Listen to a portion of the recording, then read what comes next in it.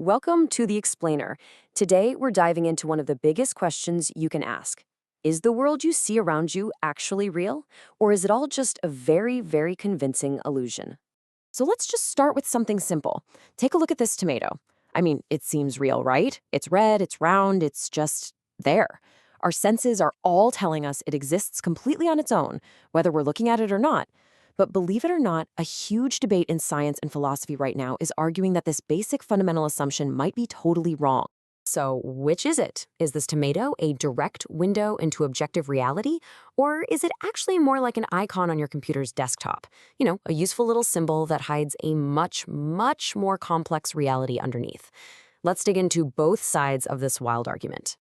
Okay, first up, let's talk about the powerful common sense view. It's called scientific realism. And the basic idea is that the world is, for the most part, exactly what it appears to be, and that science is our best method for systematically figuring out its true nature. The heart of this position is something philosophers call the no miracles argument. And it's actually pretty simple. Science just works, and it works incredibly well. We build skyscrapers that don't fall down, we send rovers to Mars, we create medicines that save lives. Realists argue that all this success would basically be a miracle, an unbelievable ongoing coincidence, if our scientific theories weren't actually latching onto something true about the world. Just think about how it works. We look at the tomato, we come up with theories about the pigment, lycopene, that makes it red. We test those theories with experiments, and then we use that knowledge to do all sorts of things, from making new food dyes to improving how we grow them. The process builds on itself, which really suggests science is getting closer and closer to what a tomato really is. So, here's the key takeaway for the realists. It's not that our theories are perfect pictures of reality. It's that they accurately map its underlying structure. We can't see atoms with our own eyes, obviously, but our theories about them let us manipulate the world with just incredible precision. You know the saying, the map isn't the territory? Well, in this case, it's a darn good map.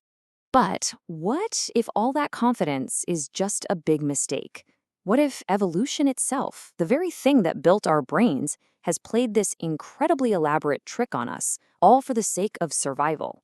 This brings us to the case against reality. Cognitive scientist Donald Hoffman makes this really provocative claim. He says natural selection doesn't give a hoot about truth. It only cares about one thing, fitness. That is, surviving long enough to pass on your genes. And his argument is that actually perceiving the complete, mind-bendingly complicated truth of reality would be way too slow and inefficient to be useful. For survival, it's much better to have a simplified, practical guide. And this leads us to Hoffman's big idea, the desktop metaphor. Think about it. When you see that blue folder icon on your computer screen, you know what it means. You know what to do with it. But that icon tells you literally nothing about the reality of what's happening inside the computer. The diodes, the resistors, the voltages flying around. The icon is just a useful fiction, designed to hide all that complexity so you can actually get your work. Hoffman argues our entire perception works just like that. We don't see the raw, chaotic reality of photons and air pressure waves. No, our brain serves up a simple little icon for this beach scene. It tells us relaxing, safe, water. It's just a helpful summary that lets us make fast decisions. But it's not the world itself. So, according to this view, the true, objective reality is totally hidden from us. Our perceptions, they're just the user interface. Trying to figure out ultimate reality by studying our perceptions would be like, well, it would be like trying to understand how a supercomputer works by looking the folder icon on the screen. It's just the wrong level of analysis. Okay, so we've got these two really powerful, totally opposite views. One says our senses are a window to reality. The other says they're a cleverly designed wall. So if our reality is an interface that our brain creates, the next big question has to be how? How does the brain pull it off? A new scientific theory thinks the answer is all about finding the right scale. To get what this means, just look at these two different scales. On the one hand, you've got the microscopic reality inside your brain, billions of neurons firing away in these noisy, chaotic patterns. But on the other hand, you have your conscious experience, a stable, unified, coherent view of the world. You don't experience the chaos, right? You experience the calm beach. So why the difference? This is what's known as the scale problem of consciousness. Think of it like a photo on your screen. If you zoom all the way in, it's just a bunch of individual pixels, right? Each one is a single color. But your brain doesn't see the pixels. It coarse screens that information. It bundles it all together to create the smooth, big picture image of the world we actually experience. Figuring out that bundling process might just be the key to everything. And that brings us to something called the Information Closure Theory of Consciousness, or ICT.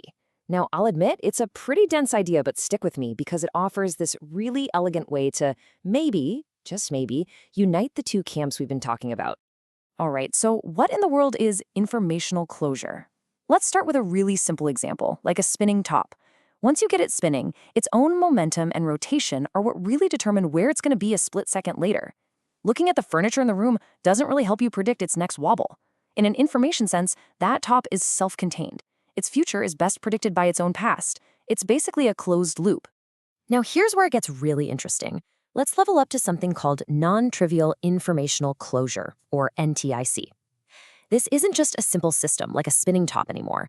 An NTIC system is self-determining because it has built an unbelievably good internal model of the world around it. Imagine a super advanced flight simulator. It's so good at modeling physics and weather and the plane itself that it can predict its own next move without constantly having to check the outside world. It has basically swallowed the rules of reality and made them its own. And this is where it all comes together.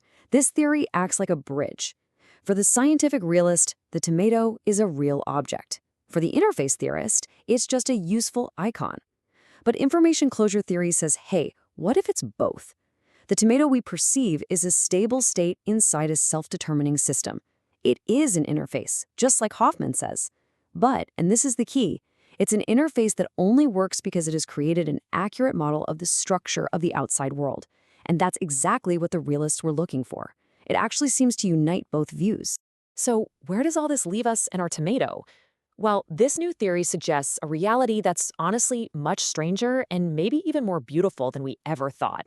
What this means is that your conscious experience, the entire world you are seeing, hearing, and feeling right now, might just be the internal state of this incredible, self-contained simulation.